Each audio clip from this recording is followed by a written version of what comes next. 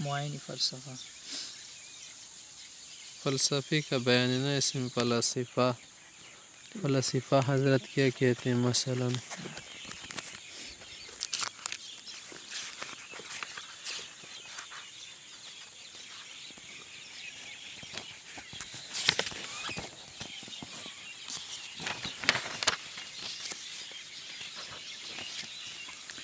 بسم اللہ الرحمن الرحیم. فلسفہ یونانی گریک زبان کا لفظ ہے.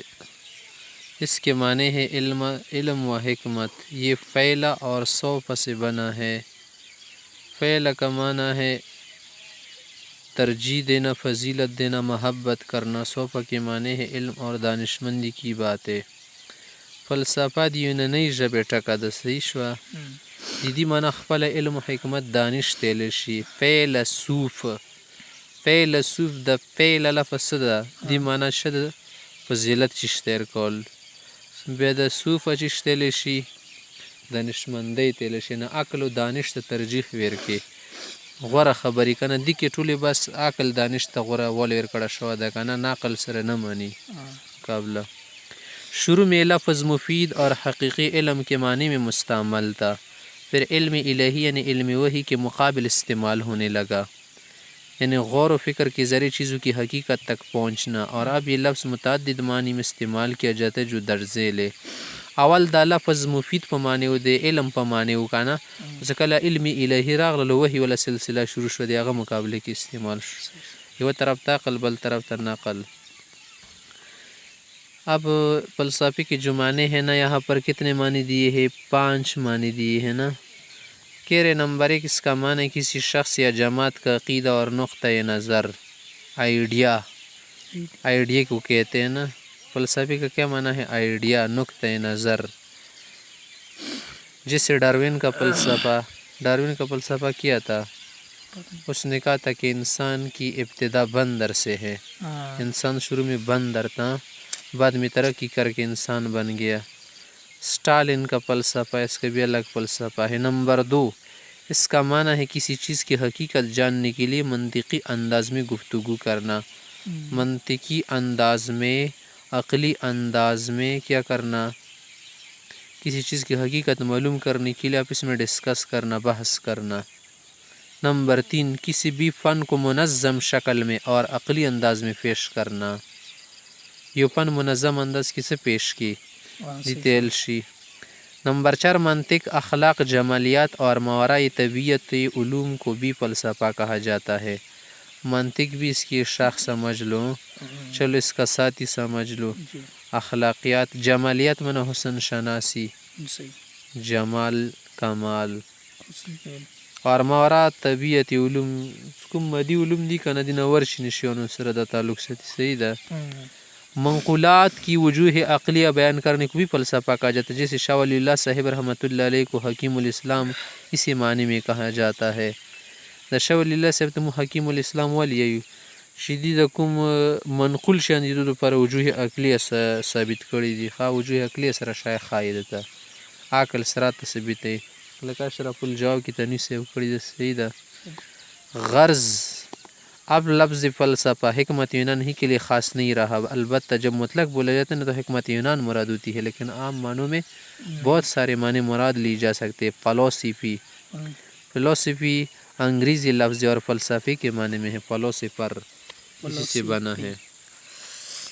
فلسفی، فیلسوف، فلسفر فلسفے سے بنے ہیں الفاظ جس کے معنی ہے علم و حکمت کو دوست رکھنے والا انسان. علامہ اقبال سے کے لیے بھی لوگ لفظ استعمال کرتے ہیں نا، فلسفر آف اسلام. عقل، علوم عقلیہ میں دلچسپی لینے والا شخص، دانشمند کی باتوں کا دل دادا اور رسیا آدمی. فائدہ، اب فائدے میں کیا بتا رہے؟ فیلسوف کا لفظ سب سے پہلے سقراط نے اپنی ذات کے لیے استعمال کیا تھا. سقراط ایک فیلسفی تھا، فلسفی تھا. منطق میں بھی مشر جانے جاتے ہیں، مہارت رکھیں. ہاں. یہ حکیم حضرت عیسیٰ علیہ السلام سے تقریباً 400 سال پہلے گزرا ہے.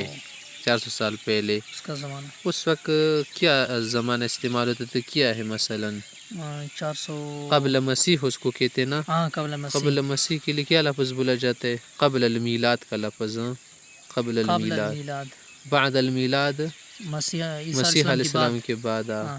اور قبل المیلاد ہاں. عیسیٰ علیہ السلام کی پہلے. ہاں. ہاں بی سی اس کے لیے استعمال. بی سی مانا before Christian. Before BC. Christian. Before the- ہاں. اور عیسائیوں کی عیسوی تاریخ کے لیے استعمال ہوتا ہے اے ڈی. AD. انو ڈومنے. صحیح. ہاں. تو اب دیکھیے اس کا زمانہ 399 سے 469 قبل مسیح ہے. دیکھیے قبل مسیح مانا عیسیٰ علیہ السلام کے بعد بیفور پہلے کرسچن. اس نے یہ لقب فرقہ صفصتیہ سے امتیاز کے لیے اختیار کیا تھا. وہ فرقہ صفصتیہ مانا هغه خلق سوچ و فکر کې اوسېدونکي خلق ښه که نه د یو شي تمیز نه شي کولی. هغو په مقابله کې د ځان لپاره د فیلسوف لفظ بیا راوړو. اب آپ کے لیے اس کی وضاحت کر رہے کہ سفسطا اور فرق سفسطائیہ. سفسطائیہ حکماء یونان کی ایک جماعت گزری ہے جو لوگوں کو فصاحت و بلاغت کی تعلیم دیتی تھی اور موجودات کی حقیقتوں تک رسائی کو ناممکن تصور کر دی تھی. ایدی ولا عمدہ نظریہ واکانا سمو حقیقت ته نشو رسیدای وشي. صحیح ده. او کیدای شي دا هغه شی نه څه کوم ولټو. جارج بھی گزرے ہیں نا انگریزوں میں. جارجیاس 380 سے 485 قبل مسیح اس جماعت میں بہت زیادہ شہرت کا حامل تھا. ډیر شہرت حاصل کړو. سفسطا کے معنی ہیں ملم کی ہوئی حکمت. لکه د سنی ولا په اوسپنې څه واخې جائے. صحیح ده. خاصا یہاں پر فلسفہ اس نے کیا کہا کہ ملم کی ہوئی بات. ملم کی ہوئی معنی تلمی کا کیا معنی ہے؟ رنگ چڑھانا کسی چیز کو نا. تلمیع لمع روشنی دینا کسی چیز کو خواہ رنگ چڑھانا. یعنی جس کا دکھاوا کچھ ہو اور حقیقت کچھ اور. یہ لفظ صوفہ بمانا علم و حکمت اور استا بمانا دھوکہ دیہ سے بنا ہے. صوفستا مانا دھوکہ دینا. دھوکہ دینے کے لیے زرگر بھی بعض اوقات سنار کیا کرتے ہیں, لوہے پہ سونے کا پانی چڑھاتے ہیں. سفسطا کو حکمت باطلہ اور حکمت زائغہ بھی کہتے ہیں, کیونکہ باطل حکمت نا زائغہ منا رسی سے ہٹی ہوئی حکمت. علاوہ ازیں سفسطے کی دو معنی اور بھی ہے جو یہاں پر دیے. گفتگو اور استدلال میں مخاطب کو جھانسا دینا, دھوکہ دینا. نمبر 2, وہمی مقدمات سے بنا ہوا قیاس.